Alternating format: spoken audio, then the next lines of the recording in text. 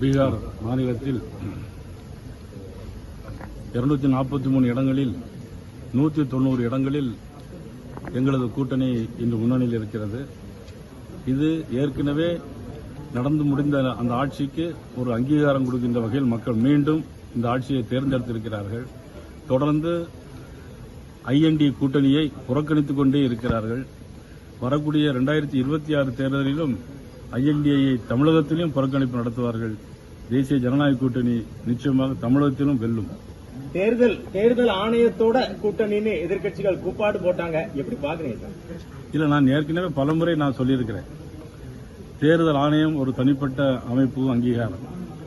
அமலாக்கத்துறை ஒரு தனிப்பட்ட அமைப்பு, வருமான வரித்துறை ஒரு தனிப்பட்ட அமைப்பு.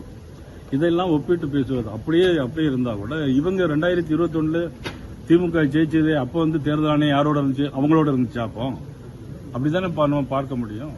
2021 இவங்க ஜெயிக்கும் போது மட்டும் தேர்தல் ஆணையம் நல்லா இருக்கு, அப்ப இவங்க தோக்கும் போது தேர்தல் ஆணையம் நல்லா இல்லைன்னு சொன்னா சந்தர்ப்பவாத அரசியல் பண்ணிட்டு இருக்காங்க. தேசிய அளவிலும் தொடர் வெற்றி, மாநில அளவிலும் தொடர் வெற்றி, உங்க மனநிலை எப்படி இருக்கு? ரொம்ப சந்தோஷமா இருக்கு. மக்களுக்கு நல்லது செய்யணும், அவ்வளவுதான்.